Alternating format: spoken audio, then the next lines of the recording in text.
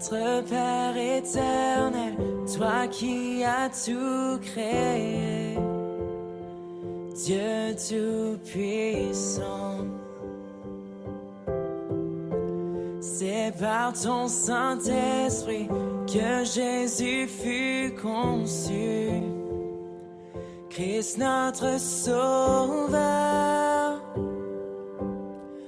Oui, je crois. Notre nouveau culte Zoom.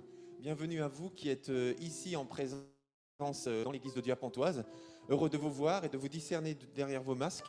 Donc c'est bien, hein, gardez-les, il faut les garder, sauf quand on est devant, on peut les enlever pendant qu'on est devant, mais sinon il faut absolument les mettre. Prendre du gel sur les mains, bien se frotter les mains, tout ça c'est vraiment indispensable. On se protège bien les uns les autres. Et puis heureux de vous accueillir ce matin aussi pour chanter la gloire de Dieu, pour célébrer Dieu. Bienvenue aussi à vous qui êtes à distance également et de vivre ce culte avec vous. Heureux aussi à vous qui allez voir ce culte sur YouTube. Donc heureux aussi de vivre ce moment avec vous tout simplement en différé. Donc que le Seigneur soit béni. Et bien sans plus tarder, je vais laisser la place à Jessica qui va nous conduire dans la prière. Seigneur Jésus, je te remercie pour notre présence ce matin, Seigneur Jésus. Je te remercie également pour ta présence, Seigneur mon Dieu, pour la présence de ton esprit dans ce lieu, Seigneur mon Dieu. Seigneur Jésus, je veux juste te rappeler, Seigneur Jésus, que t'avoir avec nous, Seigneur Jésus, ça nous permet de voir que chaque jour est différent, Seigneur Jésus. Chaque jour avec toi, Seigneur Jésus, est un jour, Seigneur mon Dieu, où nous ne savons pas ce qui va se passer, Seigneur Jésus. Mais une chose est sûre, Seigneur mon Dieu, c'est que toi, tu es présent et c'est la seule chose qui ne change pas, Seigneur mon Dieu. Alors vraiment, ce matin, Seigneur Jésus, nous voulons vraiment mettre à l'honneur, Seigneur Jésus, ta présence dans nos vies, dans ton amour vis-à-vis de nous, Seigneur Jésus, incommensurable, Seigneur Jésus. Et vraiment, Seigneur mon Dieu, que tu sois béni, élevé, Seigneur Jésus. Je te remercie pour ce temps, Seigneur mon Dieu, pour ce temps qui t'est consacré, Seigneur Jésus. Pour ce temps que tu mérites, Seigneur mon Dieu. Que vraiment ce matin, Seigneur Jésus, tu sois à l'honneur, Seigneur. Que tu sois au centre de nos cœurs, au centre de nos vies, au centre de nos attentions, Seigneur Jésus. Qu'il n'y ait que toi ce matin, Seigneur mon Dieu. Que nous ne regardions ni à gauche ni à droite, Seigneur mon Dieu. Mais que nous soyons vraiment concentrés sur toi, Seigneur mon Dieu. Toi et seulement toi, Seigneur Jésus. Merci, Seigneur Jésus, parce que t'avoir dit, Seigneur Jésus, est une grâce, Seigneur mon Dieu. Et ce matin, Seigneur Jésus, nous voulons te rendre, Seigneur Jésus, tout ce que tu nous donnes, Seigneur mon Dieu. Sois béni, sois glorifié, sois honoré, parce que tu le mérites, Seigneur Jésus. Gloire et louange te soient rendues ce matin, tous les autres jours, Seigneur mon Dieu. Amen. Vous qui soupirez, moi je soupire, j'espère que tu soupires. Peuple assoiffé de vérité, assoiffé de choses grandes, de rêves, mais aussi assoiffé de pureté, de bonheur. Eh bien, viens parce que le salut est en Jésus.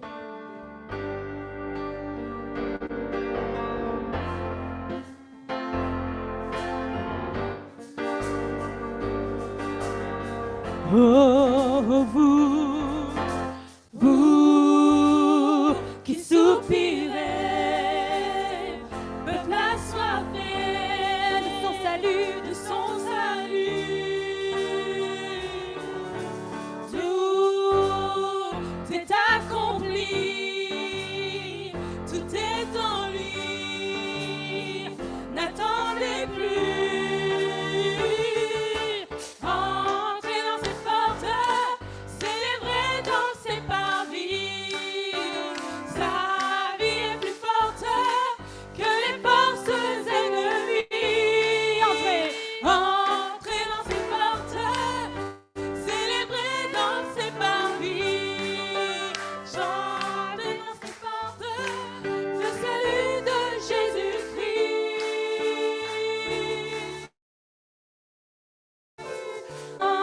L'obscurité, la vérité ne faiblit pas. Tant de tentations, tant d'illusions,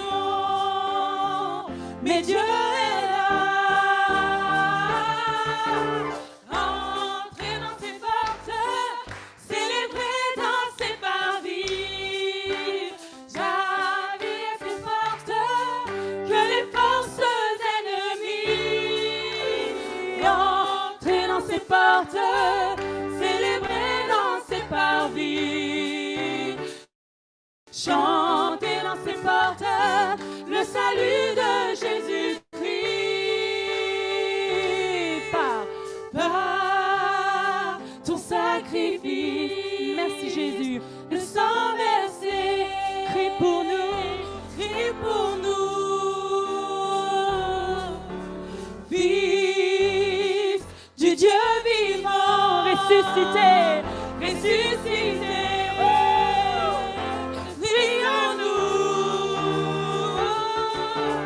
Entrez dans ses portes, célébrez dans ses parvis. Merci. Sa vie est plus forte que les forces ennemies.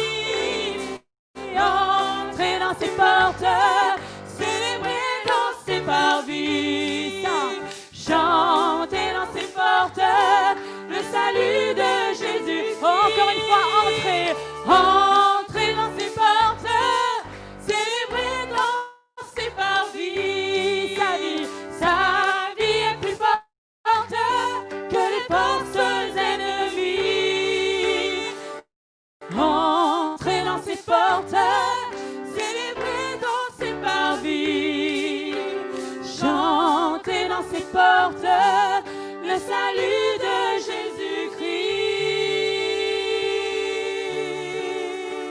Entrez dans ses portes.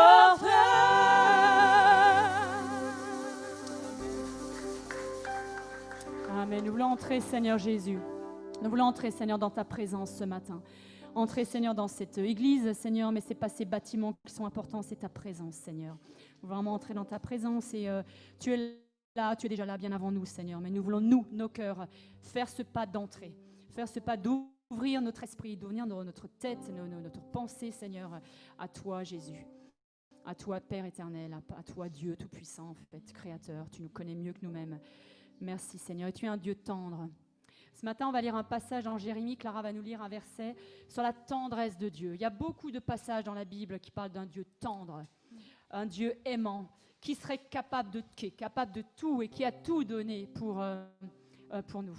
Et à ce passage dans Jérémie 31 qui est très beau, le verset 3.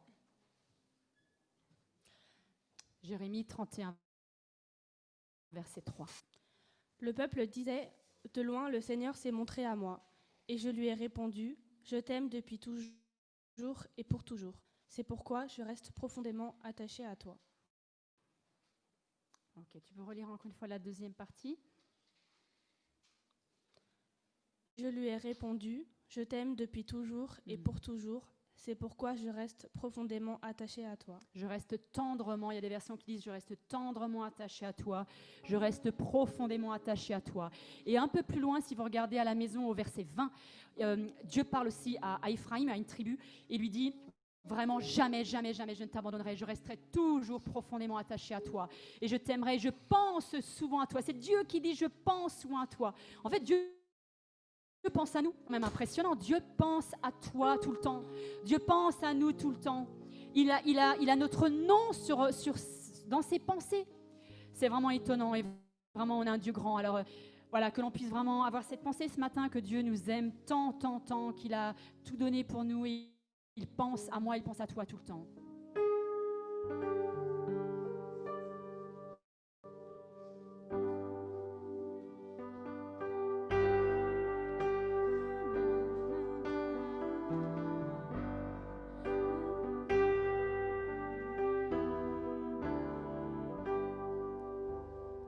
Qui suis-je pour que le roi des cieux m'ouvre les bras? Perdu mais trouvé par sa grâce, son amour pour moi. Son amour. Son amour pour On va refaire encore cela. Qui suis-je pour que le roi des cieux m'ouvre ses Il ouvre ses bras pour toi. Perdu mais trouvé par sa grâce, son amour pour moi. Amen. Son amour pour moi. Il m'a Libéré, un été payé. Je suis enfant de Dieu.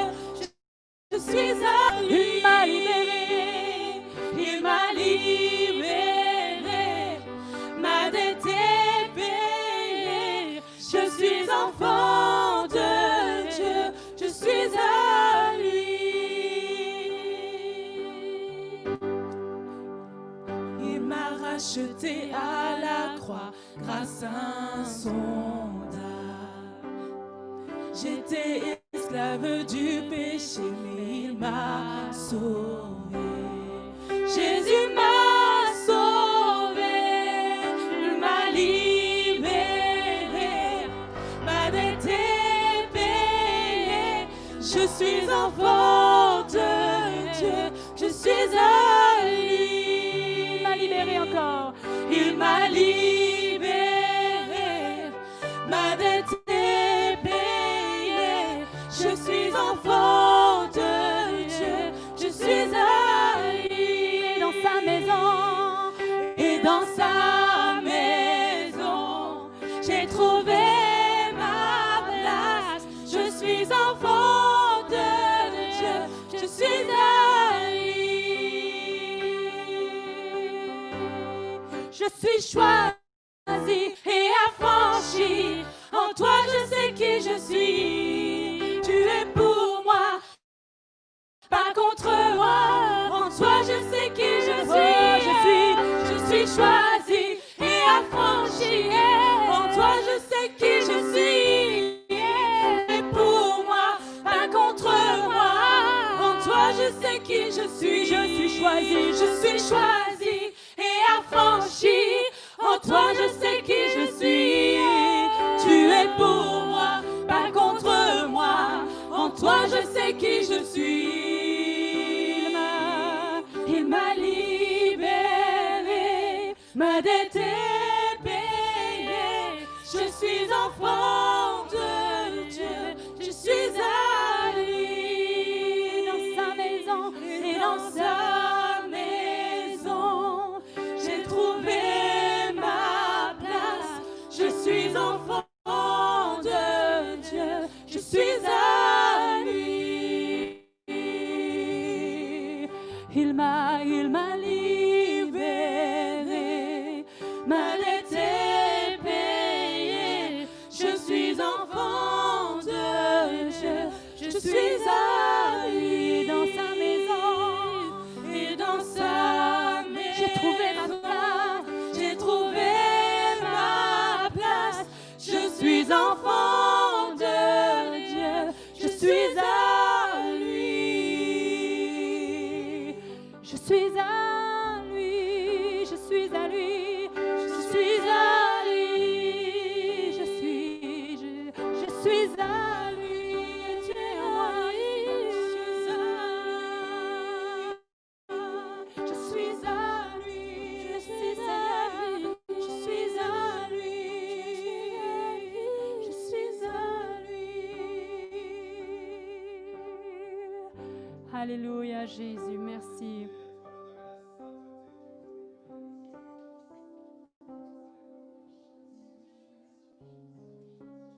Nous adorons ton nom, Seigneur Jésus.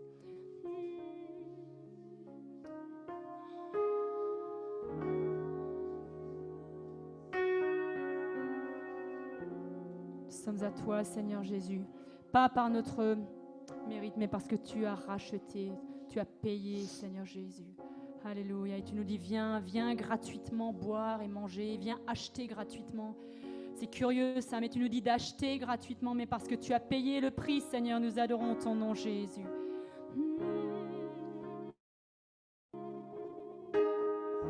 Oh Seigneur Jésus.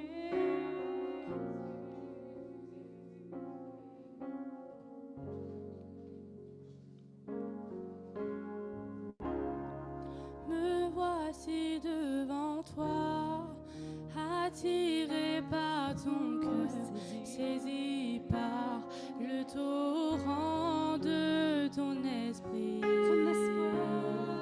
Ton espoir est sans fin, ton amour est certain. Je me plonge dans ta grâce pour toute ma vie. Sous tes ailes, je demeurerai. Je veux y rester à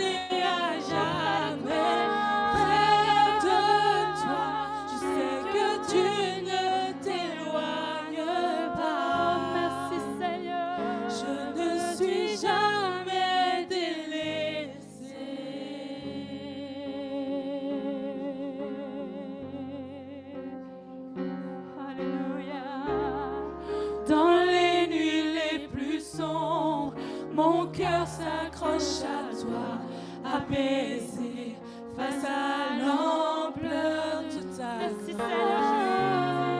Tu rafraîchis mon âme, ton esprit me remplit.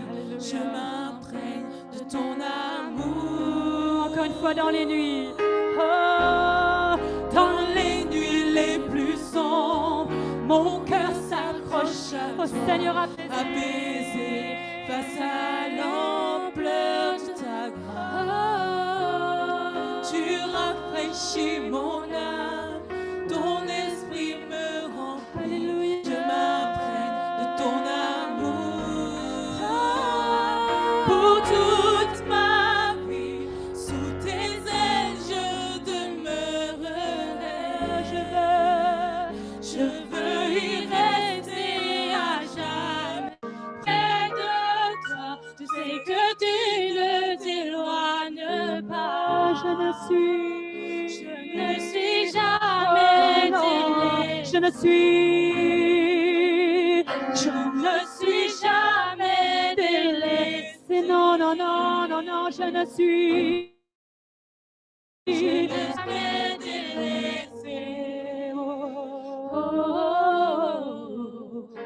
oh,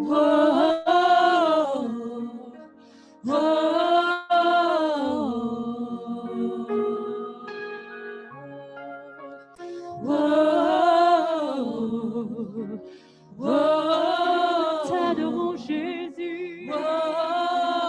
Non, jamais délaissé, je t'adore.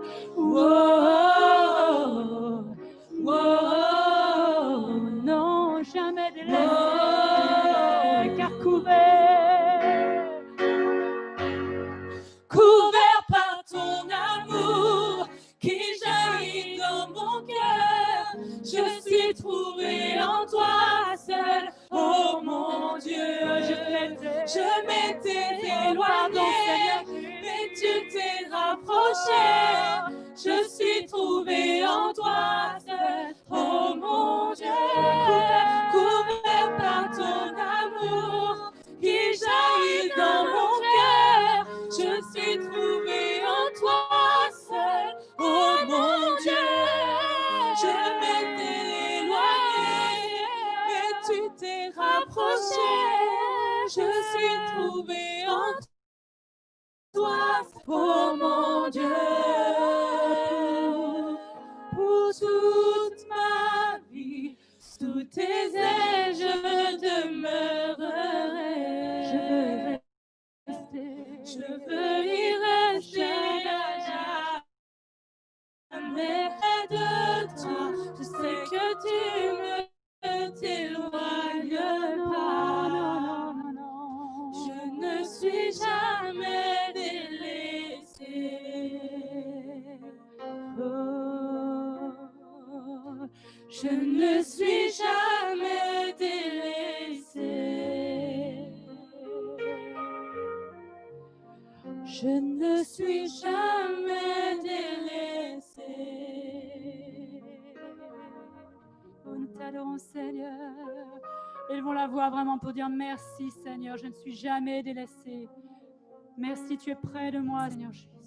Quand je m'éloigne, c'est toi qui me cherches.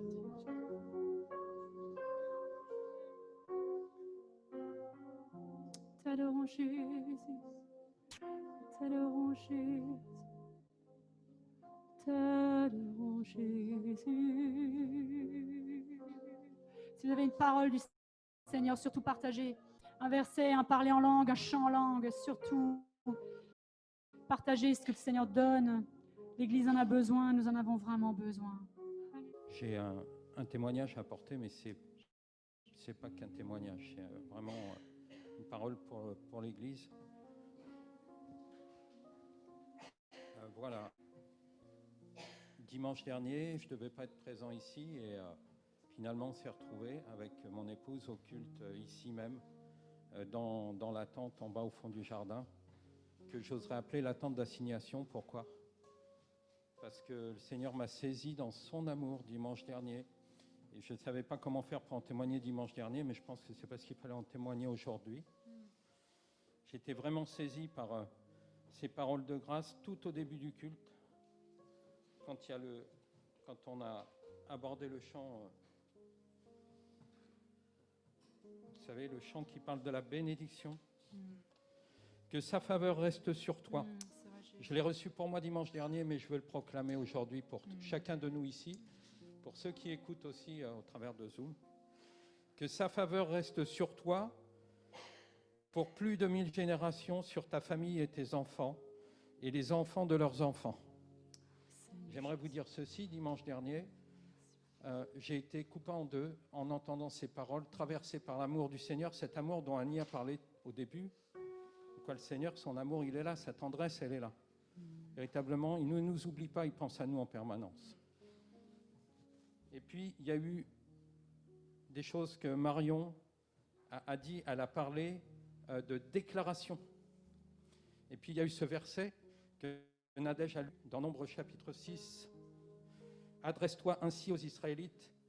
Dieu a parlé à Moïse en disant, dis à Aaron, dis à ses fils de parler ainsi au peuple de Dieu, que la bénédiction. Amen, Jésus. Et ce matin, si je le dis avec assurance, c'est parce que dimanche, c'est comme si le Seigneur, il m'a attrapé, qu'il m'a secoué, quand j'ai entendu les premières paroles,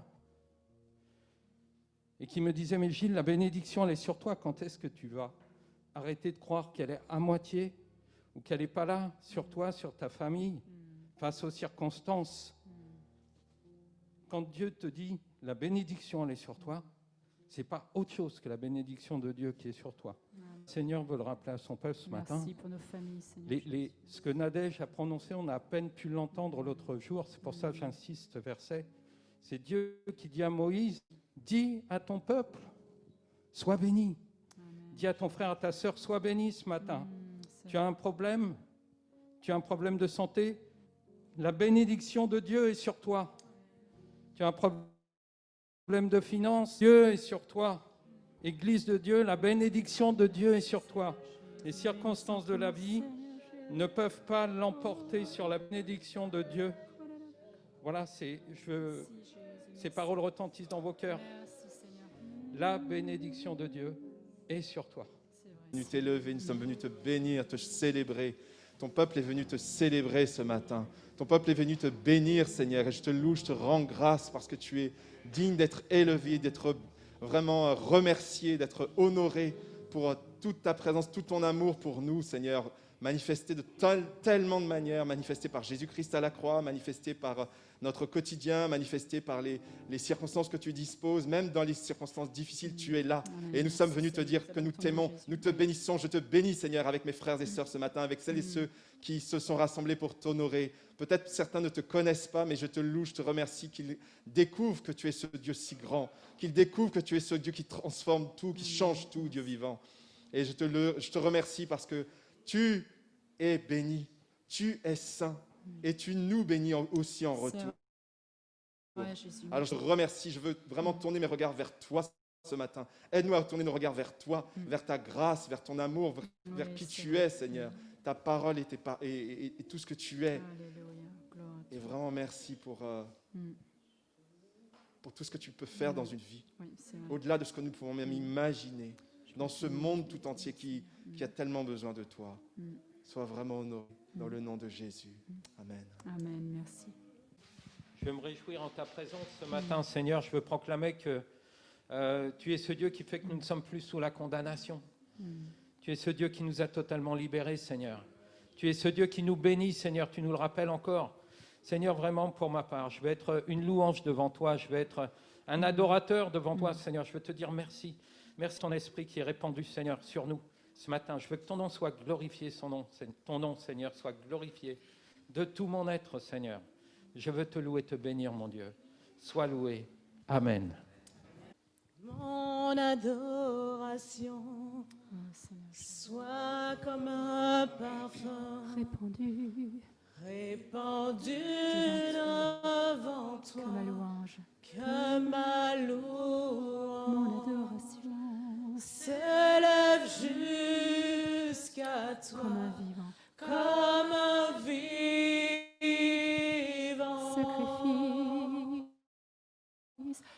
sacrifice, comme un vivant. comme un vivant, Alléluia. sacrifice, que ma Mon louange, adoration. mon adoration, soit comme un parfum répandu devant toi, que ma louange s'élève jusqu'à toi, comme un vivant sacrifice, comme un vivant sacrifice, comme un vivant sacrifice. Nous n'acceptons d'offrir nos vies, nous acceptons de payer le prix comme une offrande agréable, comme un vivant sacrifice, comme un vivant sacrifice, comme un vivant sacrifice. Que c'était irréversible, que tout était déjà enclenché et que nous n'avons qu'à marcher. Marcher, que c'était toi qui combattais devant nous.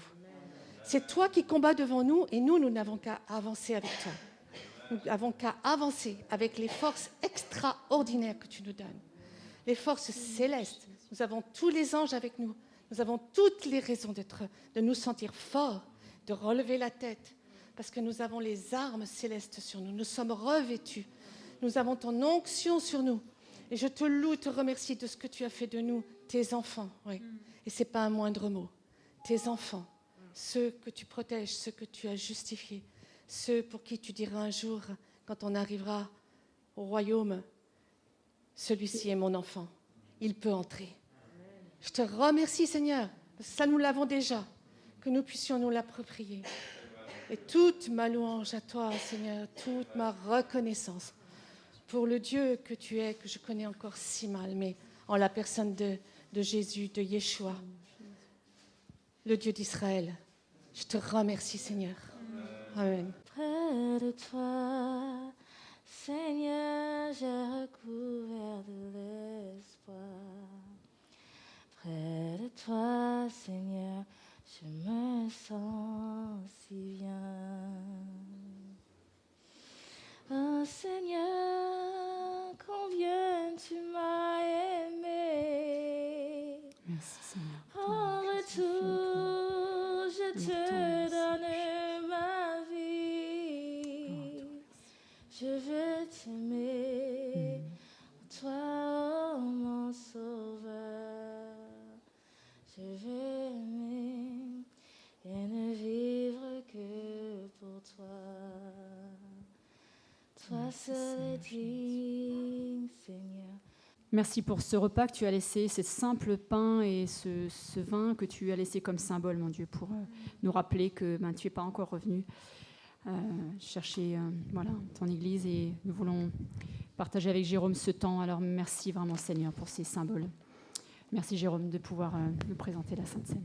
En ce moment, je lis le livre d'Ecclésiaste. Et je ne sais pas si vous l'avez déjà lu, alors permettez-moi un peu l'expression, mais on a l'impression que l'auteur, il est blasé. En fait, il a tout vécu, il a tout vu, et il n'y a rien qui était bien. Par exemple, dans Ecclésiaste chapitre 3, verset 20, tout va vers une même destination. Tout a été tiré de la poussière et tout retourne à l'état de poussière. Dans Ecclésiaste chapitre 2, verset 14, il dit « Le sage a des yeux pour voir, alors que l'insensé marche dans les ténèbres. Cependant, j'ai aussi constaté qu'un même sort attend l'un et l'autre. » Alors, l'auteur de l'Ecclésiaste, c'est le roi Salomon. Et en fait, il n'a pas connu Jésus, et surtout, il n'a pas connu son sacrifice. Et ces pensées qu'il a sont celles que l'on a eues avant de connaître Jésus, et surtout avant de connaître la bonne nouvelle de la vie éternelle. Et en fait, c'est ce qu'on va célébrer là, c'est la vie éternelle que Jésus nous a donnée. Donc en fait, je vais vous expliquer, Alain va vous distribuer. En fait, ce que je veux, c'est qu'on prenne le pain et le vin en même temps. Donc Alain, est-ce que tu peux bien distribuer, s'il te plaît? Donc j'invite tous ceux qui ont décidé de suivre le Jésus, qui savent qu'ils ont la vie éternelle, de se lever à leur place. Et comme ça, on va leur donner le pain. Et attendez avant de le prendre que tout le monde l'ait. Et vous aussi, qui nous regardez en direct, prenez votre pain et attendez. Comme ça, on prendra tous ensemble. Alors, dans 1 Corinthiens, chapitre 11, à partir du verset 23, il est écrit « Car moi, j'ai reçu du Seigneur ce que je vous ai transmis. Le Seigneur Jésus, dans la nuit où il avait été livré, prit du pain. Après avoir rendu grâce, il le rompit et dit « C'est mon corps qui est pour vous.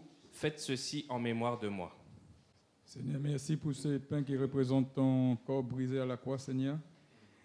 Merci pour ton amour si profond.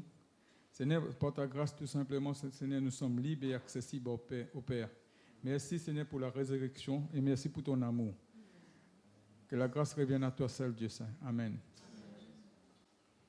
1 Corinthiens, chapitre 11, à partir du verset 25, il est dit « Il fit de même avec la coupe. Après le dîner, en disant « Cette coupe est l'alliance nouvelle en mon sang. Faites ceci en mémoire de moi, toutes les fois que vous en boirez. Car toutes les fois que vous mangez ce pain et que vous buvez cette coupe, c'est la mort du Seigneur que vous annoncez jusqu'à ce qu'il vienne. C'est pourquoi celui qui mange le pain ou boit la coupe du Seigneur indignement sera coupable envers le corps et le sang du Seigneur. Que chacun s'examine plutôt lui-même et qu'ainsi il mange du pain et boive de la coupe. » Merci Seigneur pour ton sang qui a coulé. Merci pour ce sacrifice Seigneur. Merci parce qu'on peut voir la vie d'une autre manière. On peut la voir différemment que le roi Salomon, Seigneur. On peut voir vraiment qu'elle a un but, Seigneur, et c'est de vivre éternellement avec toi. Et nous nous rappelons de ces moments par cette sainte scène, Seigneur mon Dieu. Ô gloire et louange te soient rendues, Seigneur. Amen.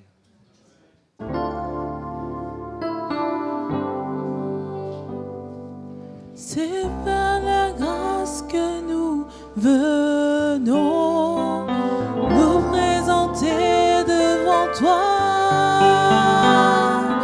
Non par nos forces ou nos efforts, mais par le sang de l'agneau. Tu nous appelles auprès de toi. Seigneur, nous voici. Tu nous attires auprès de toi. Par ta grâce nous voici.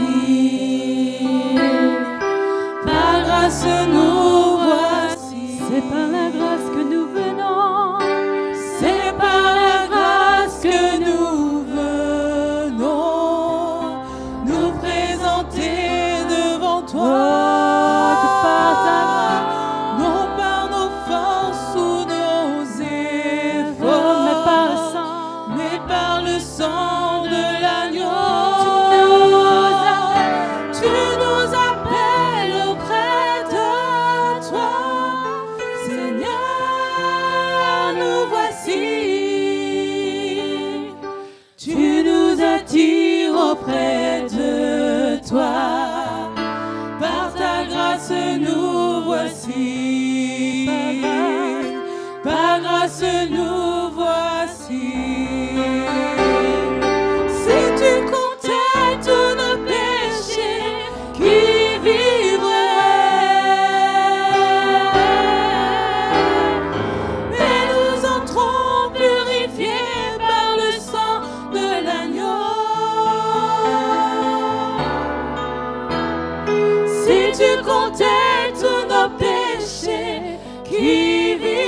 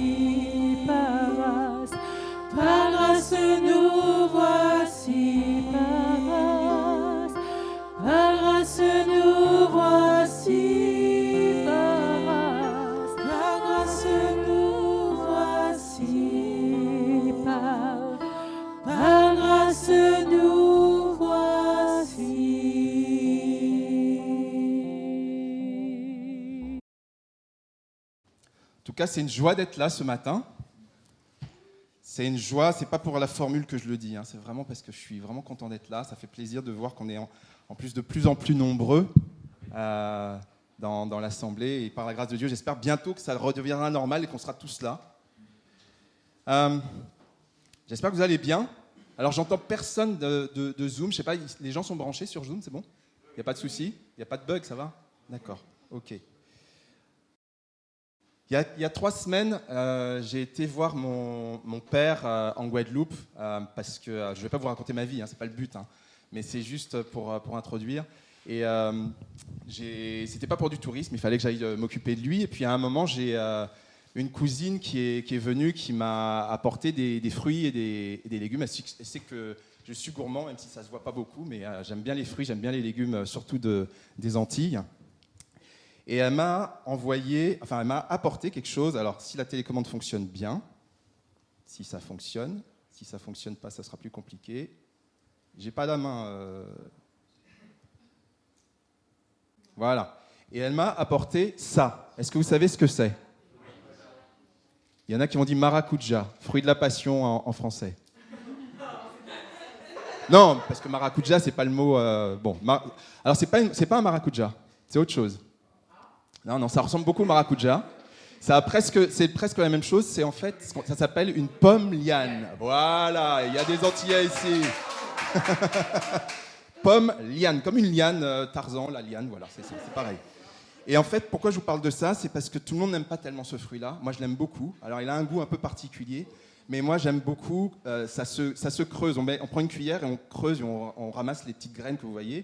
Et en fait, moi, j'aime bien aller jusqu'au bout de ce fruit-là, parce qu'il est vraiment très très bon, il a un goût particulier, et c'est ce que je vous propose de faire ce matin, c'est de déguster la parole de Dieu jusqu'au bout. On va prendre un passage que certainement plusieurs connaissent, et peut-être que d'autres ne connaissent pas, mais c'est pas grave, et on va essayer de le déguster jusqu'au bout, ce passage-là. Voilà ce que je vous propose. Alors, est-ce que quelqu'un peut lire ça, s'il vous plaît, à haute voix? Je ne sais pas s'il y a encore un micro dans la salle, ou même sur Zoom. Alors, ce matin, je vous demanderai de participer à plusieurs moments, donc... prenez rapidement les passages, comme ça on pourra aussi en bénéficier. C'est la parole dont on va parler ce matin. Ce n'est pas de mon opinion. Est-ce qu'il y a quelqu'un qui veut lire? Sinon je le lis, pour qu'on avance. Merci. Vas-y. En vérité, je vous le dis, si le grain de blé tombe en terre, ne meurt pas. Il reste seul, mais s'il meurt, il porte beaucoup de fruits. Merci. Voilà, il parlait de fruits. Enfin, je ne vais pas vous parler que de fruits ce matin, mais vous allez voir. Quand Jésus prononce ces mots, parce que c'est Jésus qui prononce ces mots, c'est après que Philippe et André, donc ses disciples, l'abordent pour leur dire que des Grecs, quand on remonte quelques versets plus haut, des Grecs souhaitent le voir. Alors, les Grecs, c'est le nom qui est donné à des personnes qui sont converties au judaïsme. On disait qu'ils étaient Grecs pour dire qu'ils n'étaient pas de souche juive. Voilà, on faisait un peu cette distinction-là. Et en fait, on est à quelques jours de la Pâque. Jésus va bientôt passer à la croix. Et Jésus vient d'entrer à Jérusalem sur un ânon. Il vient d'être célébré, conformément à la prophétie qui avait été donnée dans Zacharie 9. Et il choisit ce moment-là pour faire des annonces sur sa mort. C'est de ça qu'il est parlé dans ce passage que vient de lire Clara. Il parle de sa mort, il va encourager aussi la foule présente à se repentir et à accepter son enseignement. Donc Jésus commence très fort parce qu'en fait, il va nous dire quelque chose, il va nous dire que notre vie, et j'ai mis un point d'interrogation, si notre vie n'était qu'un grain de blé, puisqu'il dit que sa vie, lui, si le grain de blé tombé en terre ne meurt, puisqu'il parle de lui au début, il reste seul, mais s'il meurt, il porte beaucoup de fruits. Donc la question qu'on peut se poser au début, c'est est-ce que ta vie, et si ta vie n'était qu'un grain de blé, et si ma vie n'était qu'un grain de blé? La deuxième chose qu'il va dire, c'est qu'il nous montre que ce qui doit mourir, et pourquoi c'est si dur que ces choses meurent. Ce grain de blé doit mourir, pourquoi c'est si difficile qu'il meure? Et puis, bien sûr, il parle du fruit à la fin, et on parlera du fruit attendu par Dieu. Et si ta vie n'était qu'un grain de blé? Alors attention, je ne suis pas en train de dire que votre vie ne vaut rien. Je n'ai jamais dit ça, je ne prétends pas du tout ça, et ce n'est pas du tout le propos. Mais on va se centrer sur ce que Jésus dit, et on va aller un peu plus loin. Vous avez remarqué, on va prendre pas à pas. Je vous ai dit l'histoire de la pomme liane, on va goûter petit à petit. On va prendre fraction de phrase par fraction de phrase. Jésus commence par dire « en vérité, en vérité ». Vous savez, Jésus dit ça souvent dans la Bible. Hein. Moi, j'ai noté 17 fois il le dit. Et principalement dans l'évangile de Jean. Alors, je ne vais pas faire une analyse de ça. Il y a une raison pour laquelle c'est dans l'évangile de Jean. C'est 12 fois sur les 17. Voilà. C'est vraiment énorme. C'est en vérité, une fois, ou en vérité, en vérité. Et on pourrait juste passer et dire, c'est pas très grave. Jésus dit en vérité, personne, à moins de naître d'eau et d'esprit, ne peut entrer dans le royaume de Dieu. En vérité, je suis le bon berger, etc., etc. Mais vous savez que Jésus parlait hébreu. Hein, il parlait hébreu, certains disent qu'il parlait araméen. C'est des langues très, très proches. C'est comme le français et le français belge, quoi. C'est très, très proche. Voilà. Et quand... si, c'est très proche. En hébreu, en vérité ou c'est vrai, ça se dit amen. Donc en fait, quand Jésus parle, il dit amen, amen. Nous, souvent, quand les chrétiens, quand on dit amen, c'est à la fin d'une phrase. Lui, il dit amen au début. Parce que amen, ça veut dire c'est vrai. Et en hébreu, j'ai fait un tout petit peu d'hébreu, il y a une forme, alors plutôt pour les verbes, c'est pas vrai pour les noms. Amen, c'est un nom. En vérité, c'est un nom. Alors, je fais un petit peu de grammaire ce matin, je suis désolé, mais c'est nécessaire pour comprendre. En hébreu, en fait, quand on utilise un verbe deux fois, il y a une forme initiale et une forme secondaire qu'on appelle l'infinitif absolu. On utilise deux fois le même verbe, c'est pour dire que quelque chose est très important, ou alors pour dire, et là dans ce cas-là, qu'on parle de quelque chose qui est éternel, quelque chose qui est pour toujours, quelque chose qui est universel, qui aura toujours lieu. Et j'ai l'impression, alors je sais qu'amen n'est pas un verbe, mais j'ai l'impression, je vous la partage, que Dieu veut insister pour dire que là, c'est une vérité éternelle qu'il est en train de nous dire. Voilà. En vérité, si le grain de blé ne meurt, etc. Et c'est une façon de nous dire, écoute ce que j'ai à te dire. Et justement, Jésus nous dit, je vous le dis. En vérité, je vous le dis. Le Seigneur insiste encore sur l'importance de cette parole. Il a déjà répété en vérité, d'accord, on vient de le voir, mais c'est un peu comme s'il nous dit, c'est du sérieux, c'est du solide. Tu peux t'appuyer là-dessus. Ce que je suis en train de te dire, c'est du béton armé. Voilà, c'est ça que ça veut dire. En vérité, je vous le dis. Ou vraiment, je vous l'assure, peu importe les traductions, il y a plein de traductions, mais c'est toujours le même sens. En clair, quand Dieu dit, la chose arrive. Quand il ordonne, elle vient à l'existence. Ça, c'est un psaume qui le dit, le psaume 33. J'aime beaucoup ce psaume. Et il y a un autre passage que peut-être vous connaissez, j'espère que vous connaissez, et si vous ne connaissez pas, écoutez. Le ciel et la terre passeront, mais mes paroles ne disparaîtront jamais. C'est dit dans Matthieu, c'est dit dans Luc, c'est dit dans Marc. Je vous donnerai les références si ça vous intéresse. Autrement dit, si c'est toi ou c'est moi qui parle, ça peut être oublié. Demain, on oublie, dans une semaine, on a oublié. C'est pas grave, parce que c'est des paroles humaines. Mais quand c'est Dieu qui dit, c'est du solide et ça dure. Alors je prends du temps pour parler de ça, ça paraît évident, ça paraît peut-être simple pour certains, mais je pense que c'est important de l'entendre parce que y a une pensée qui m'est venue quand je préparais ce message, c'est peut-être que ça s'adresse à une personne. Si Dieu t'a dit ou t'a confirmé il y a 15 ans, 20 ans que tu devrais quitter la France pour aller le servir dans un pays étranger, peut-être le Seigneur t'a donné une parole il y a longtemps pour quelque chose de précis. Alors, soit tu as commencé à te préparer justement par rapport à cette parole, soit tu as gardé ça comme un vieux rêve qui n'arrivera jamais, peut-être. Ou alors tu l'as enfoui, tu l'as mis en terre, tu l'as caché, un peu comme, vous savez, pour ceux qui connaissent la parabole, même si vous ne connaissez pas, la parabole, il y a une parabole dans la Bible, la parabole des talents. Dieu donne de l'argent, pour faire simple, à différentes... Enfin, c'est pas Dieu, c'est un roi, qui donne de l'argent à ses serviteurs. Et l'idée, c'est qu'il fasse fructifier cet argent. Et il y en a un qui prend cet argent, qui l'enterre. Peut-être que cette promesse, tu l'as enterrée. Peut-être que cette parole que Dieu t'a dit, tu l'as enterrée. Ou peut-être que tu l'as même oubliée. Mais le Seigneur te rappelle encore aujourd'hui de garder la parole qu'il te donne. Garde la parole que Dieu te donne. Quand Jésus nous dit « je vous le dis », c'est vraiment ça. Gardez ce que je suis en train de vous dire.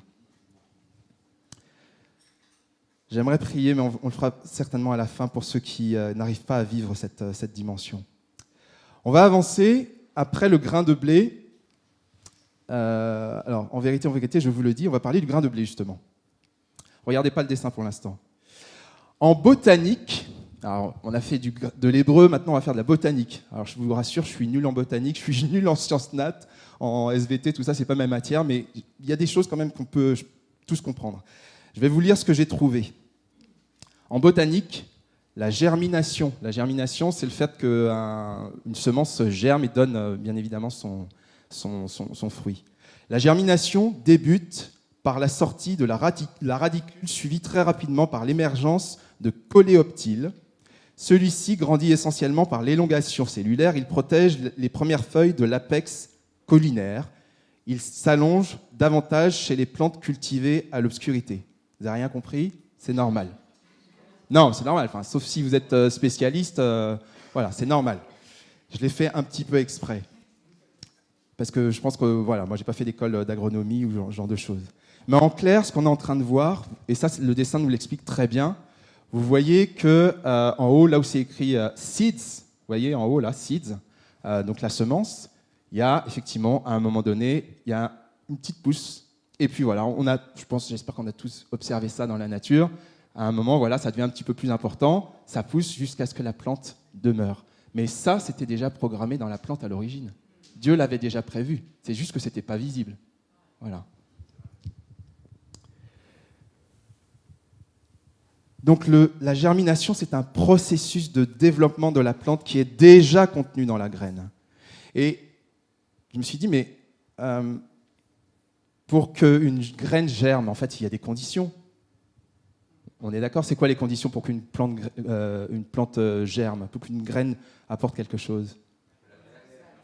Il faut l'arroser, donc il faut de l'eau, de l'hydratation. Il faut quoi d'autre? Il faut une bonne terre, ouais.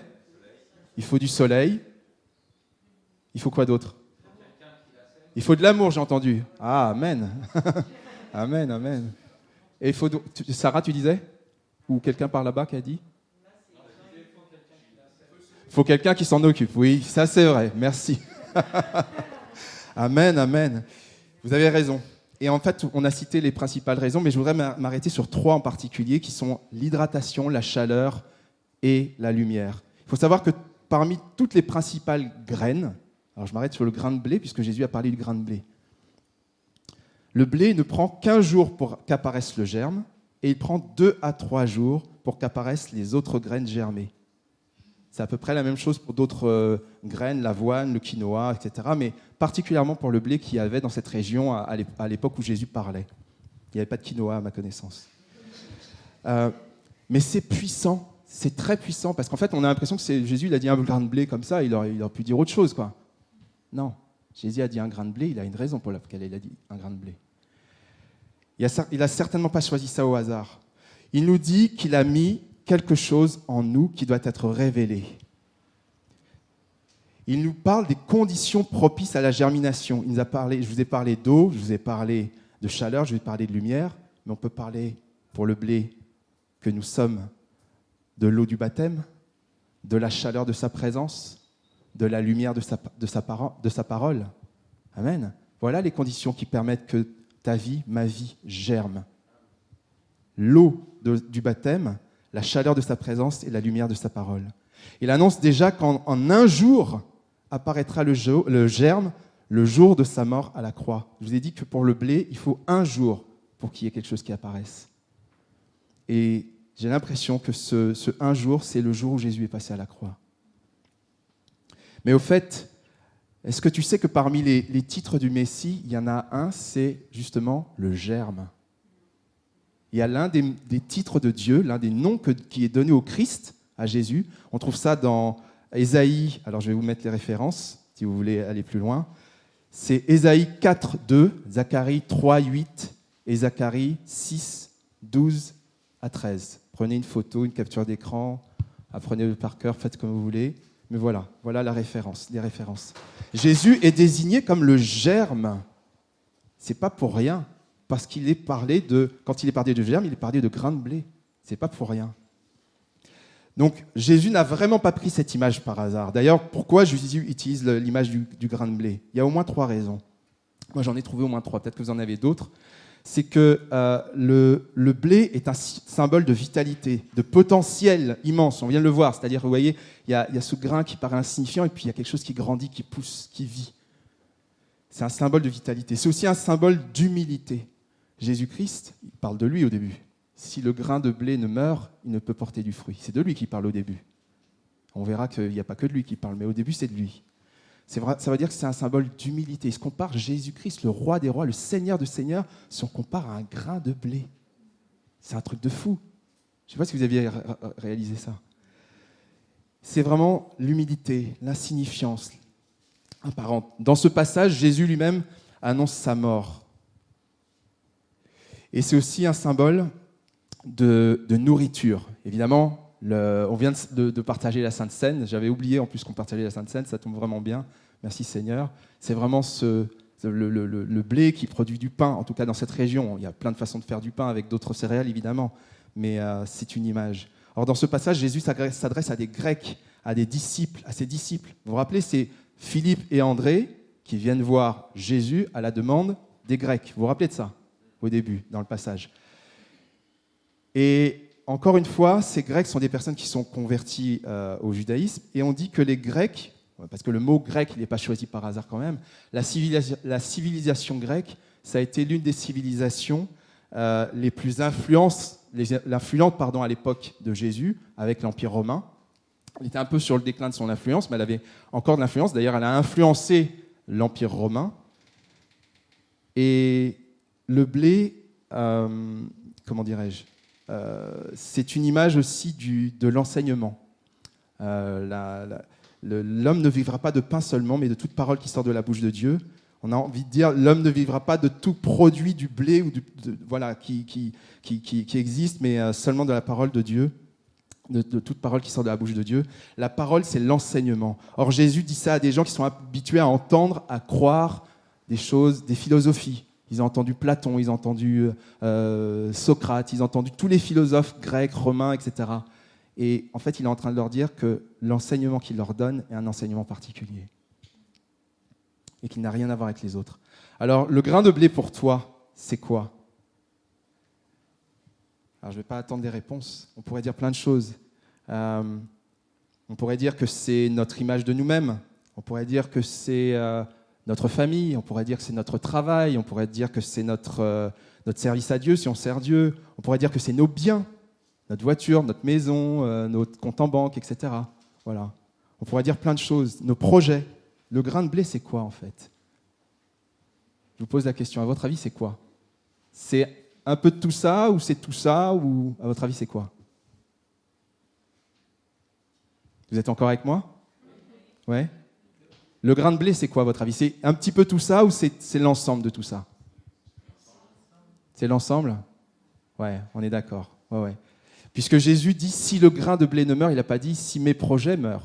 Il n'a pas dit si mes biens meurent, etc. Il a dit si le grain de blé ne meurt. Donc c'était lui dans son ensemble. Amen. Donc c'est vraiment le symbole de ce qu'il il a donné sa vie à la croix, et que vraiment c'est vraiment l'ensemble quand il parle du grain de blé. Alors on va avancer.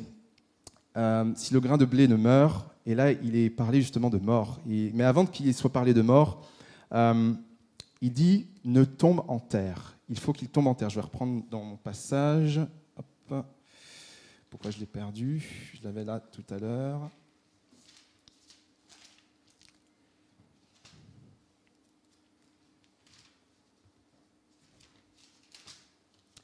Voilà. En vérité, je vous le dis, je vous le dis, si le grain de blé tombé en terre ne meurt pas, tomber en terre. Tomber en terre, c'est un peu le symbole de la chute, de la perte, du déclassement. On peut se dire, mais c'est un peu comme quand vous imaginez Joseph, par exemple. Joseph, dans l'Ancien Testament, c'est quand il a été accusé injustement par Potiphar. En fait, il avait une position et il l'a perdue. Voilà. C'est comme quand, par exemple, des chrétiens aujourd'hui, vous savez qu'il y a pas mal de chrétiens, vous ne le savez peut-être pas, mais en tout cas, il y a beaucoup de chrétiens dans le monde aujourd'hui qui sont persécutés à cause de leur foi. Ils avaient une position, ils avaient une vie normale, etc. Et du jour au lendemain, ils se retrouvent en prison, ils se retrouvent embêtés, surveillés, etc. etc. Ben, c'est ce symbole de perte, ce symbole de chute. Et en fait, Dieu est en train de nous parler de ça.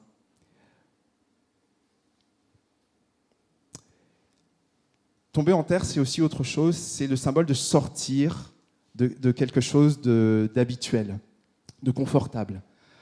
Pour le grain de blé, le grain de blé, il était tranquille dans la main, comme disait Gilles tout à l'heure, dans la main du semeur, ou alors dans le sac. Il était tranquille. Puis d'un seul coup, il se retrouve tombé par terre.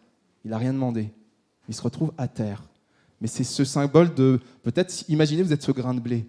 C'est inconfortable. Il se retrouve balancé. Il se retrouve jeté. Il se retrouve à terre, peut-être même piétiné.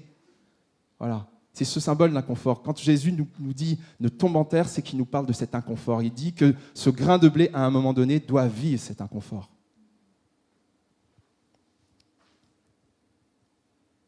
Il y aurait d'autres exemples, mais je vais avancer. Alors, ceci dit que le grain de blé tombe, c'est une chose, mais Jésus dit qu'il doit aussi mourir. Si le grain de blé tombé en terre ne meurt, il reste seul, ne meurt. On va rester sur ne meurt.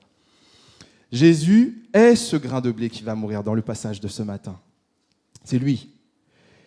Comme c'est dit dans Ésaïe 53, on va prendre Ésaïe 53. Est-ce que quelqu'un peut lire Ésaïe 53 ? J'aimerais bien entendre nos amis sur Zoom aussi, si ils peuvent débrancher leur micro.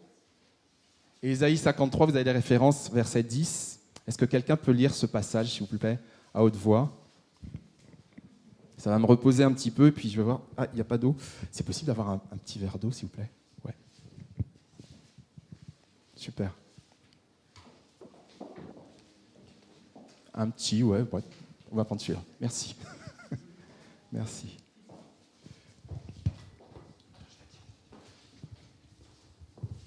Alors...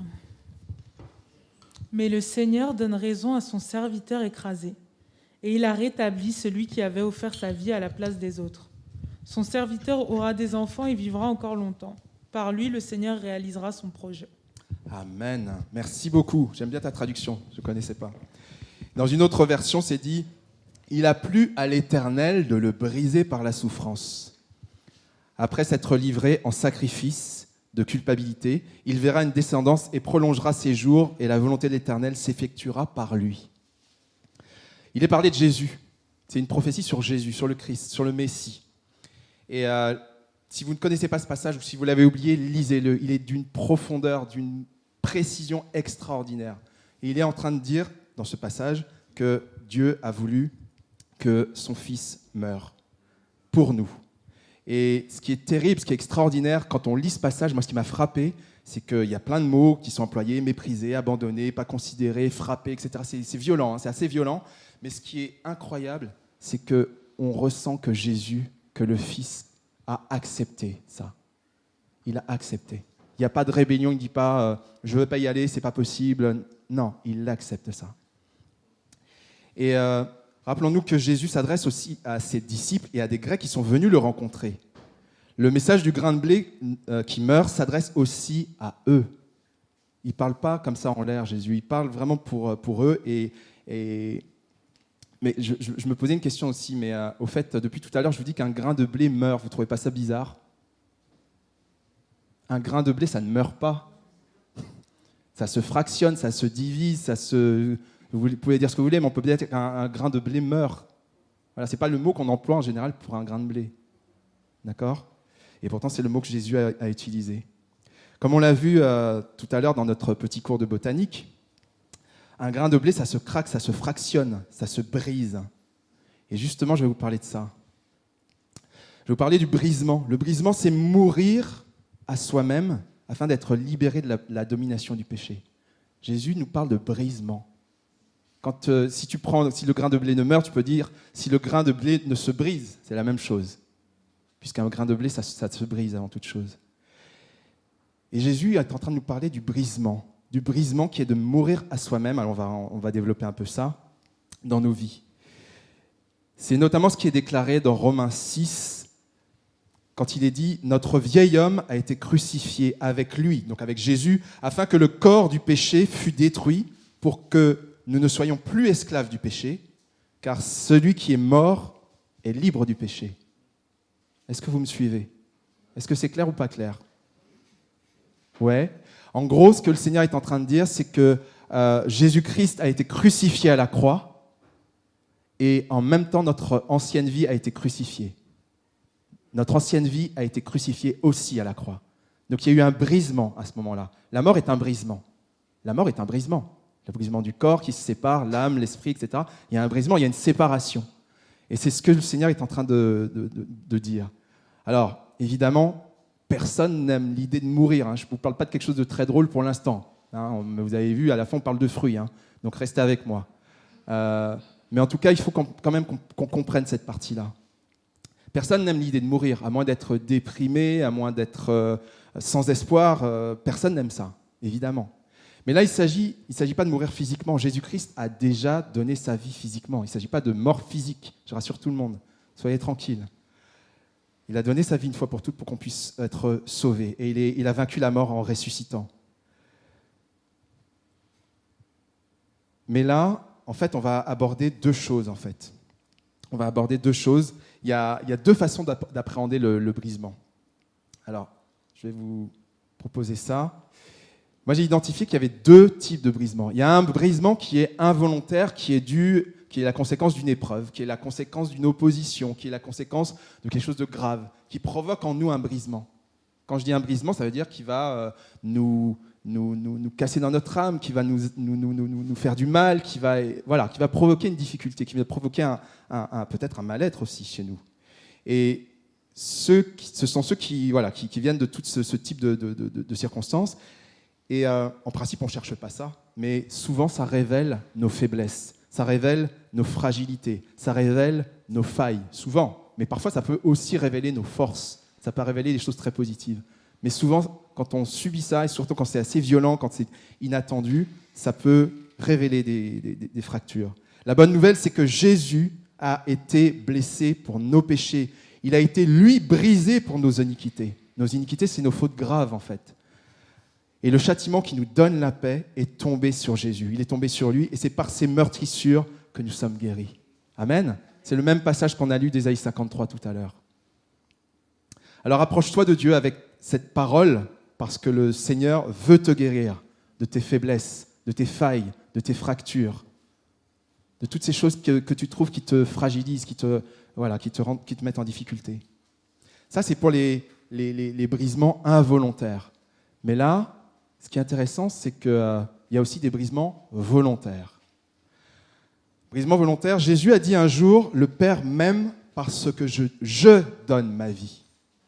Amen. Il dit dans ce passage que ce n'est pas des gens qui lui prennent la vie. Bien sûr, humainement, on a vu qu'il y a eu les Romains, il y a eu toute une cabale, entre guillemets, des gens qui se sont opposés à lui, mais c'était le plan de Dieu. Et Dieu savait, Jésus savait très bien qu'il venait pour donner sa vie. Donc il a dit, je donne ma vie. S'il n'avait pas voulu la donner, il ne l'aurait pas donnée. Et dans le même passage de Jean 12, alors si vous êtes toujours sur Jean 12, on va continuer au verset 25. Jésus dit, « Celui qui aime sa vie la perdra, et celui qui hait sa vie dans ce monde la conservera pour la vie éternelle. » Jésus est volontaire pour le brisement qu'il va subir. Il va subir un brisement, il va être crucifié, et il est volontaire pour ça. Et ici, les brisements volontaires sont la conséquence de l'amour pour Dieu, de l'amour qu'on a pour les autres. C'est la conséquence de l'obéissance, de la repentance, de la discipline, du service. Et ça produit de la joie d'être là où Dieu veut être, là où Dieu veut qu'on soit. Ça produit de la paix, ça produit de la force, quelles que soient les circonstances. Alors j'ai envie de te poser la question, est-ce que ça t'intéresse d'apprendre ce brisement volontaire? Est-ce que ça t'intéresse de vivre ça, d'abandonner des choses à Dieu dans ta vie? Peut-être qu'il y a un certain nombre de choses que tu as déjà abandonnées, mais de tout abandonner à Dieu pour vivre ça, pour vivre cette paix en toutes circonstances, cette force, quelles que soient les circonstances, cette joie d'être là où Dieu veut que tu sois. Il y a une personne qui a brisé quelque chose dans la Bible, qui m'est revenue aussi à l'esprit. C'est la femme qui a brisé un vase qui avait une énorme valeur, qui coûtait l'équivalent de... J'ai lu une fois que ça valait l'équivalent de plusieurs centaines de milliers d'euros. Ça coûtait très très cher, son vase, et dedans il y avait un parfum très très précieux. Et la seule façon de libérer ce parfum, parce qu'elle voulait honorer Dieu, parce elle était tellement en admiration devant Dieu, elle était tellement en adoration devant Dieu, tellement elle voulait lui montrer son amour, elle a cassé ce vase qui coûtait des centaines de milliers d'euros pour libérer un parfum, pour le verser sur les pieds du Maître, sur les pieds de Jésus. C'est une adoration extraordinaire. Est-ce que tu es prêt à faire ça? Est-ce que dans ta vie, tu as un vase qui vaut plusieurs centaines de milliers, peut-être des millions d'euros, quelque chose qui est inestimable, que tu veux casser pour offrir à ton Maître? Est-ce que tu as à cœur de faire ça? C'est ça que le Seigneur est en train de te dire ce matin. Alors examine-toi, on va s'examiner, je vais m'examiner, on peut s'examiner ici, on peut s'examiner plus tard, on peut examiner tes pulsions, mes envies, mon caractère, ton caractère, je suis comme ça, c'est apprendre ou à laisser. Tu peux te dire, tu peux examiner aussi tes pensées, tes habitudes. Peut-être que tu as l'habitude de dire, on a toujours fait comme ça, pourquoi Dieu voudrait changer, ou je ne suis pas capable de faire telle et telle chose que Dieu me demande. Voilà, c'est comme ça, et Dieu me connaît, il n'a qu'à me prendre comme je suis. Non, si le Seigneur te demande, c'est qu'à un moment donné, il attend que tu acceptes. Parce qu'il sait que tu es capable d'accepter. Tu peux refuser, mais tu peux accepter ce que le Seigneur te dit. Tu peux accepter d'être brisé. C'est ça le brisement volontaire. Alors c'est clair, c'est ce qui doit mourir dans ta vie. C'est ce qui doit être brisé comme un grain de blé. Donc arrête de tourner en rond. Il y a peut-être des choses qui te séparent de Dieu. J'ai noté aussi idole, mais il y a peut-être des choses qui prennent la place de Dieu aussi dans ta vie, dans ma vie. Et le Seigneur te dit, arrête juste de tourner en rond, prends juste aujourd'hui la bonne décision. Avec Dieu, on est toujours libre d'accepter ou de refuser. Dieu ne nous force pas. Là, on a une invitation à offrir, à libérer, à accepter que certaines choses soient brisées dans nos vies, dans nos pensées, dans nos conceptions, pour que les conceptions de Dieu, pour que les pensées de Dieu, pour que les plans de Dieu prennent la place. On a le choix. On peut dire oui, on peut dire non ce matin. Et Jésus va plus loin, il nous dit que ce grain de blé, s'il ne meurt pas, il reste. Merci, c'était juste pour voir si vous étiez encore avec moi. Il reste seul. La principale conséquence de son nombrisement, c'est de rester seul, c'est de ne rien produire. Autrement, si tu t'attaches tellement à ta vie, à tes projets, ton confort, tes ambitions, j'en ai aussi des ambitions et des projets, je le dis pour moi aussi, je dis tu, mais je me le dis à moi-même aussi. Mais la question, c'est de savoir, est-ce que tu t'attaches tellement, est-ce que je m'attache tellement à ces choses-là, au point que ça mobilise toute mon énergie, ou toute ton énergie? Parce que tu vas y investir du temps, de la force, des pensées, de l'argent, des capacités, etc. Alors si tu fais ça, tu risques fort de ne pas produire ce que Dieu aurait produit parce que tu lui as abandonné ta vie. Dieu peut faire encore plus avec tous tes projets, toutes tes ambitions, etc. si tu lui abandonnes que par tes propres forces. C'est ça que ça veut dire. Alors des fois, c'est vrai, on chante, on a chanté ce matin, on chante des choses, on déclare des choses, on est très fiers de dire j'abandonne tout, j'abandonne mes tristesses, etc. etc. Mais soyons raccord avec ce qu'on chante. Soyons vraiment en ligne avec ce qu'on chante. Ou peut-être que des fois, c'est peut-être mieux de ne pas les chanter, ces chants-là. Mais des fois, c'est bon de saisir que c'est ça que le Seigneur veut. Il attend que tu donnes tout, que je donne tout, que je m'abandonne. Amen.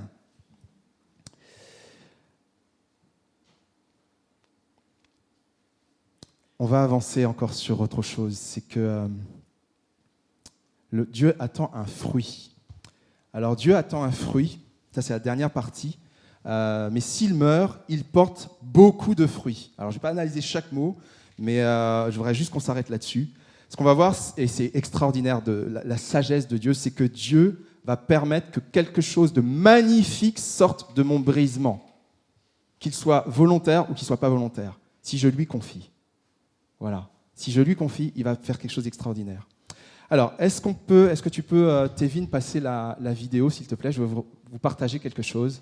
Au Japon, quand un bol est cassé, il est réparé en comblant les fissures avec de l'or, créant ainsi un magnifique objet. Cet art révèle la beauté dans ce qui a été brisé.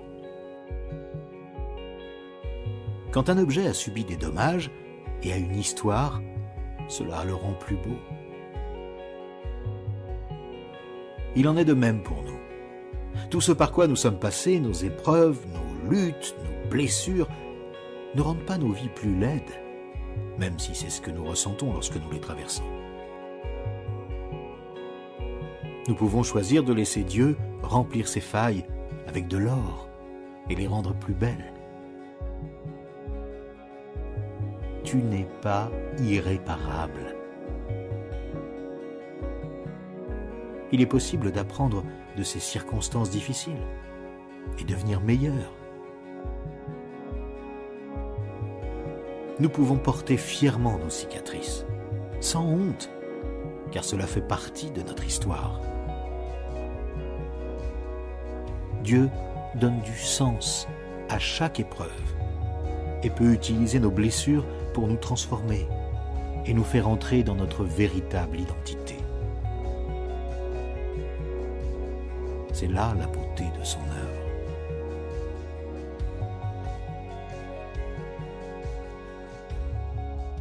Ça vient du Japon. C'est un art qui s'appelle le kintsugi.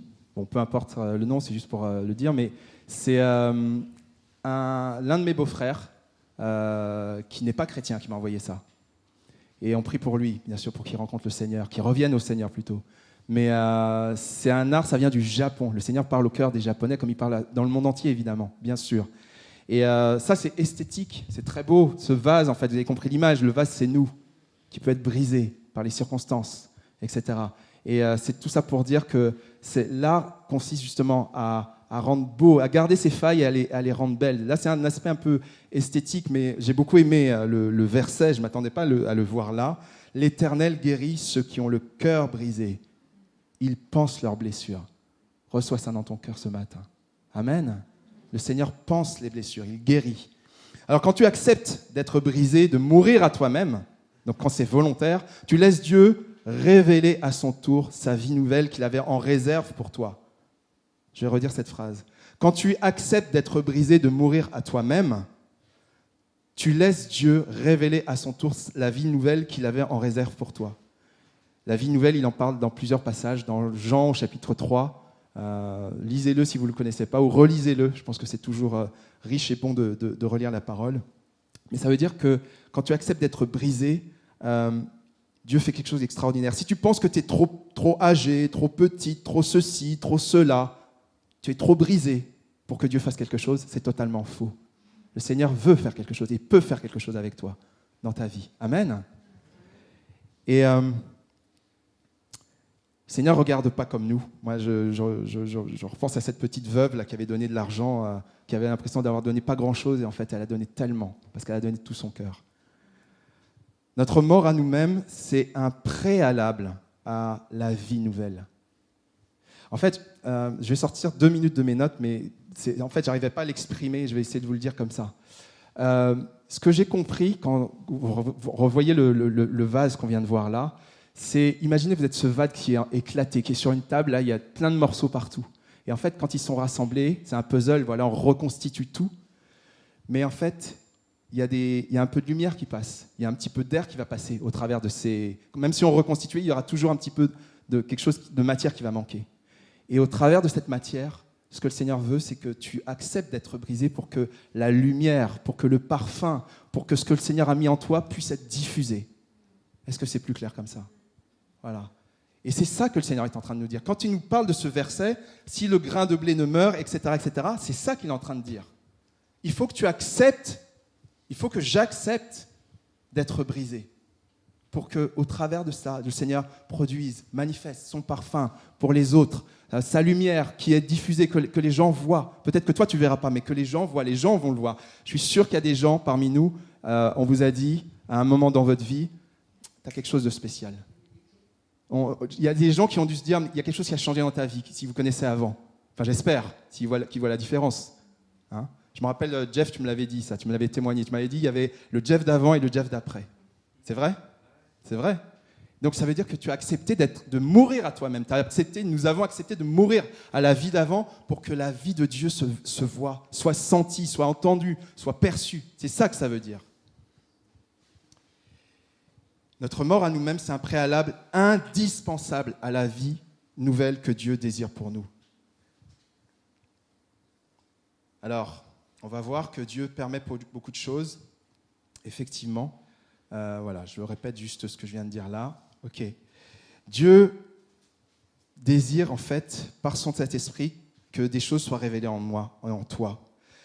Et si tu acceptes ça, si tu acceptes d'être brisé, si tu acceptes volontairement cette obéissance, ça peut être juste de se dire, prendre un temps dans le jeûne et la prière, pas arrêter de te dire, je ne suis pas capable, j'y arriverai pas, machin. Oublie ça. Le Seigneur te dit que tu es capable. Même une demi-journée, même une journée. Si tu dis, je ne suis pas capable de parler à quelqu'un de Dieu, je n'ai pas les mots, je suis pas... Non, tu oublies ça. Le Seigneur te dit, il mettra les mots dans ta bouche. Amen, c'est sa promesse. Voilà. Donc à un moment donné, accepte d'être brisé. Accepte de ne plus fonctionner selon tes références et tes repères pour que ce soit Dieu qui se manifeste.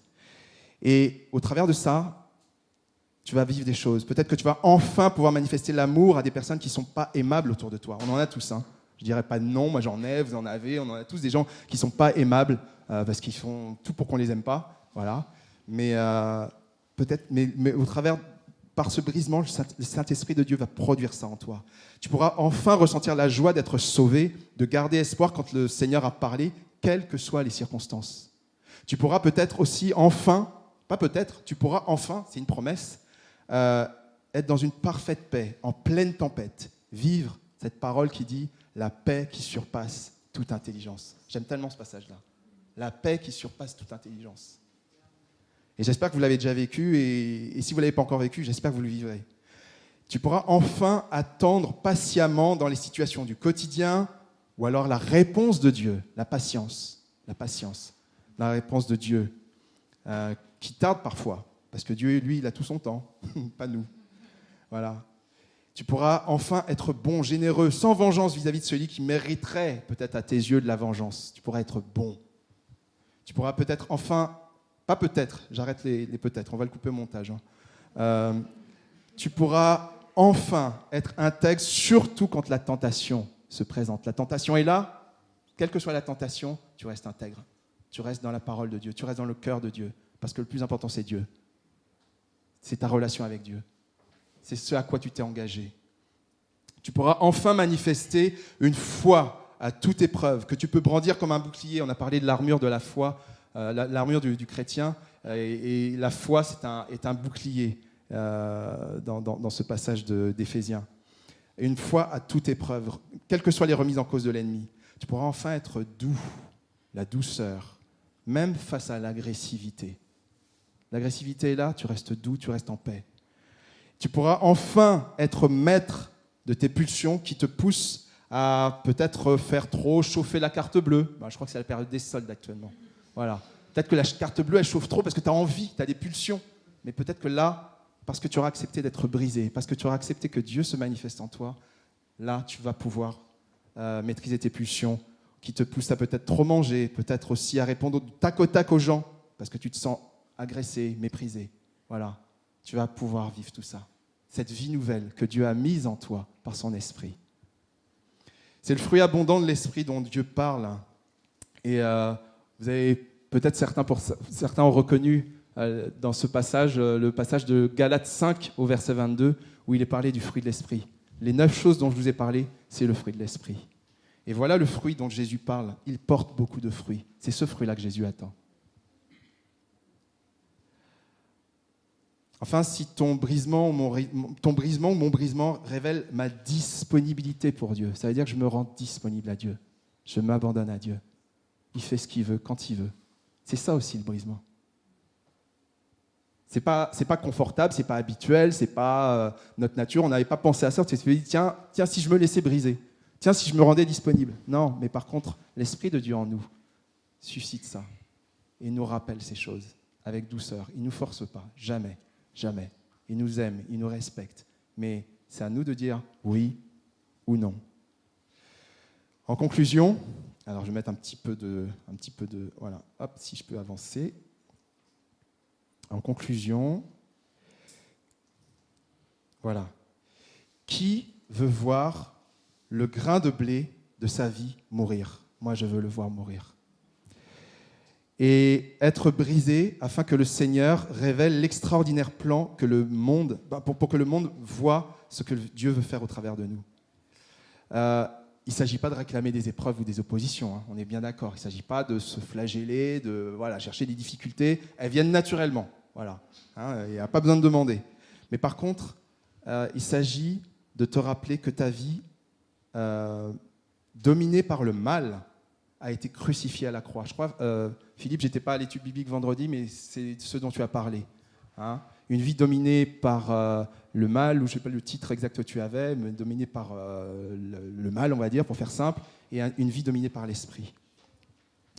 Et c'est vraiment ça. Il s'agit de te rappeler que ta vie dominée par le mal a été crucifiée à la croix grâce à l'œuvre de Jésus-Christ et qu'il t'en donne une autre, une nouvelle, parce qu'il est ressuscité, il est vivant pour toujours et qu'il tient toujours ses promesses. Alors la question, c'est veux-tu laisser mourir ce qui doit l'être pour que Dieu soit à son tour libre de faire croître l'abondant fruit qu'il a mis en toi?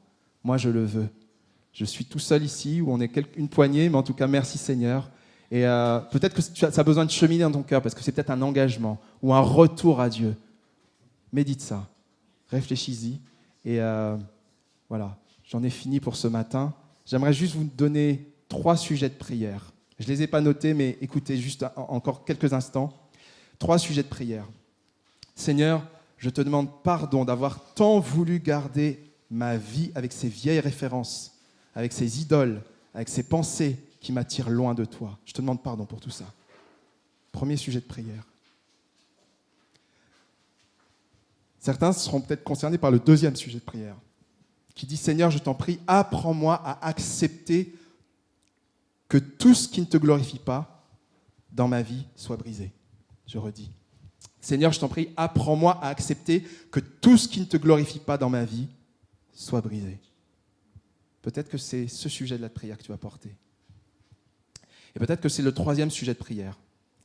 Seigneur, je veux le fruit abondant de ton esprit en moi pour vivre, pour communiquer ton amour, ta paix, ta joie, ta patience, ta bonté, ton intégrité, ta douceur, ta fidélité, ta maîtrise de soi, le fruit abondant de ton esprit. Je veux ça. Alors peut-être que vous êtes comme moi, hein, vous êtes un peu concernés par les 3 sujets de prière. Voilà. Mais tant mieux, parce que c'est ça que le Seigneur veut. Je vais relire ce passage.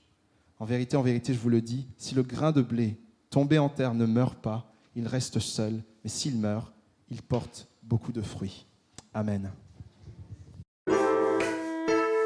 Quel ami fidèle et tendre, nous avons en Jésus-Christ, toujours prêt à nous entendre, à répondre à notre cri. Il connaît nos défaillances, nos chutes de chaque jour. Sévère en ses exigences, mais riche en son amour. Il est riche en son amour. Quel ami fidèle et tendre, nous avons en Jésus-Christ, toujours prêt à nous comprendre quand nous sommes en souci. Disons-lui toutes nos craintes, ouvrons-lui tout notre cœur. Bientôt ces paroles saintes nous rendront le vrai bonheur. Quel ami fidèle et tendre, nous avons en Jésus-Christ, toujours prêt à nous apprendre à vaincre en comptant sur lui. S'il nous voit vrais et sincères, à chercher la sainteté. Il écoute nos prières et nous met en liberté. On va refaire ces strophes, la dernière encore. Quel ami fidèle et tendre, nous avons en Jésus-Christ, toujours prêt à nous apprendre à vaincre en comptant sur lui. S'il nous voit vrai et sincère, à chercher la sainteté. Il écoute nos prières et nous met en liberté. S'il nous voit vrai et sincère, à chercher la sainteté. Il écoute nos prières et nous met en liberté. Amen. Merci Seigneur. Il s'occupe de nous, il nous entend, il nous comprend. Concernant l'inscription au culte, donc on va essayer de faire un petit point tous ensemble, puisqu'on a remarqué que les inscriptions n'étaient pas faites correctement. Et donc voilà, on va reprendre à zéro ce qu'on a dit depuis le départ. On est content que nous puissions nous réunir, mais il est important, compte tenu de la situation, que chacun et chacune puisse s'inscrire. Donc vous recevez un message de ma part chaque lundi, vous demandant de vous inscrire. Alors, on va prolonger exceptionnellement les inscriptions jusqu'à vendredi midi. Il est important que ce soit fait parce que Muriel, derrière, et son équipe ont l'obligation, voire le devoir de pouvoir mettre en place la salle pour le dimanche. Et quand tout le monde n'est pas inscrit ou quand les personnes s'inscrivent et ne viennent pas, ça devient problématique. Donc, je rappelle qu'il faut s'inscrire sur le doodle que vous recevez. Donc, vous avez un lien, il suffit de cliquer dessus. Vous n'avez pas à vous réinscrire si vous êtes déjà, votre nom ou votre famille est déjà inscrit. Il suffit juste de cocher le jour ou les jours que vous souhaitez être présent. Si vous venez avec vos enfants, il faut aussi inscrire vos enfants. C'est important. Lorsque le jour J arrive, venez, vous êtes inscrits. C'est encore mieux. Si vous êtes malade, ça peut arriver, ne venez pas. C'est mieux. Par contre, prévenez, c'est hyper important parce que d'autres personnes pourraient venir. Donc, le jour J, pareil, ne vous inscrivez pas ou ne venez pas si vous n'êtes pas inscrit. On ne pourra pas vous accueillir dans les bonnes conditions. Je suis désolée de vous rappeler ça, mais c'est tellement important pour chacun de nous pour qu'on puisse vivre de meilleures conditions de culte. Donc, si vous avez d'autres questions, si vous n'arrivez pas à vous inscrire sur le doodle, il n'y a pas de souci. Vous pouvez nous contacter avant vendredi, bien sûr, pour que je puisse vous aider à vous inscrire. Si vous restez sur Zoom, donc le protocole est toujours le même, vous vous connectez avec le mot de passe et nous vivons les cultes tous ensemble. Donc, au plaisir de vous revoir. Donc, sans transition, j'appelle Muriel qui a une annonce à vous faire concernant le potager solidaire. Je voulais vous parler un petit peu du potager solidaire. Donc, les récoltes commencent. Donc là, si vous voyez... Alors bon, le téléphone, on ne l'a pas récolté, hein, c'est le mien. Voilà.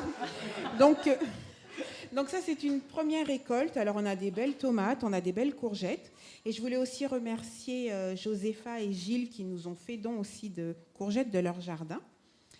Donc voilà, on va procéder de la façon suivante. En début de semaine, vous recevrez un mail d'À Cœur Ouvert vous indiquant le nombre de paniers qu'on pourra mettre à la vente le dimanche d'après. Donc les ventes se feront au potager de l'église.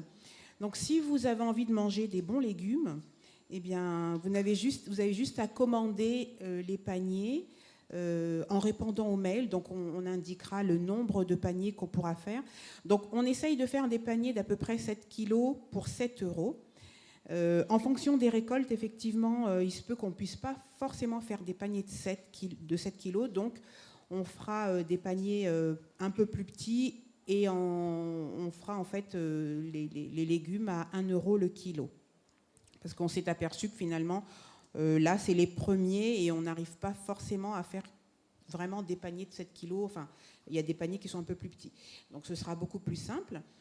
Et si vous avez aussi des connaissances autour de vous qui auraient envie de bons légumes, n'hésitez pas à nous contacter, donc à nous envoyer un petit mail sur l'adresse d'À Cœur Ouvert. Et on se fera un plaisir de vous répondre et de vous donner toutes les informations. Et on attend. Donc les récoltes en fait vont se faire le dimanche pour que vous ayez vraiment des légumes frais cueillis du jour. Donc il n'y aura peut-être pas forcément des paniers toutes les semaines, ce sera en fonction des récoltes. Voilà. Merci. Alors là, ce qu'il y a dans le panier, on a des pommes de terre, on a des tomates et des courgettes. Donc après, on aura des salades, on aura des haricots verts, des betteraves, des poireaux, peut-être des carottes, encore des tomates, des courgettes, des potirons et des potimarrons.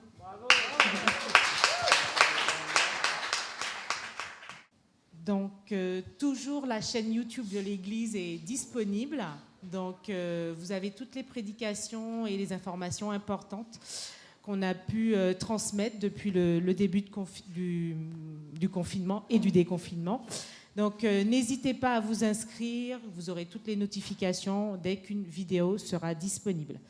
On a oublié de faire passer le panier. Est-ce qu'une personne peut faire circuler le panier, s'il vous plaît, des dîmers offrandes ? Pour vous dire aussi que voilà, vous pouvez continuer à donner vos dîmers offrandes par le biais du virement ou par Eloasso via votre carte bancaire. Cette semaine, nous nous retrouvons mardi pour la réunion de prière, donc toujours en mix via Zoom et à l'église. Dimanche, nous nous retrouvons pour notre culte à 10h30, toujours pareil, n'oubliez pas de vous inscrire. À l'issue du culte, nous aurons notre jeûne et prière et nous allons terminer la série « Ma grâce te suffit ». Nous allons prier ensemble. Merci Seigneur pour ta parole. Merci pour tout ce que tu nous as rappelé aujourd'hui. C'est vrai qu'il est important d'accepter que sans ces moments de brisement, sans ces moments où il y a une souffrance, qu'elle soit volontaire ou involontaire, en tout cas des moments d'épreuve que tu permets, nous ne pouvons pas vivre de nouvelles étapes, sortir ou passer dans une nouvelle saison. Aide-nous à comprendre et à accepter ces étapes qui sont nécessaires à notre marche, nécessaires à l'accessibilité vers ce que tu as voulu ou ce que tu veux pour nous. Aide-nous, par l'œuvre de ton Esprit Saint, à comprendre que chaque chose a un sens. Chaque situation a un sens. Et tu es un Dieu bon. Dans tout ce que tu fais, tu es bon. Tu n'es pas un spectateur dans notre souffrance. Tu n'es pas là à nous voir dépérir. Tu es là pour nous accompagner dans chaque étape. Et tu veux que nous puissions mûrir, grandir. Alors aide-nous à comprendre et surtout à nous accrocher à toi quand nous ne comprenons pas. Parce que souvent, quand nous ne comprenons pas, il y a quelque chose de glorieux qui se passe et qui arrive.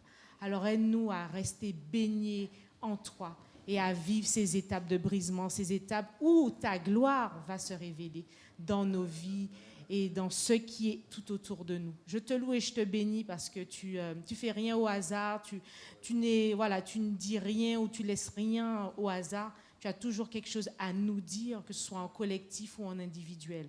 Alors fais ton œuvre au quotidien. Bénis le reste de cette journée, c'est en famille, c'est entre amis, tous ces échanges que nous aurons, que tu puisses être présent dans notre quotidien et que nous puissions tout te confier, qu'il n'y ait pas des domaines que nous puissions vouloir gérer de nous-mêmes, mais que tu sois dans tout et pour tout. À toi toute la gloire et l'honneur, en ton nom. Amen. Soyez bénis, bonne semaine. Oui, je crois à la vie éternelle. Je crois que d'une vierge il est né. Je crois à la communion des saints et en ta sainte Église. Oui, je crois à la résurrection quand Jésus reviendra. Car oui, je crois dans le nom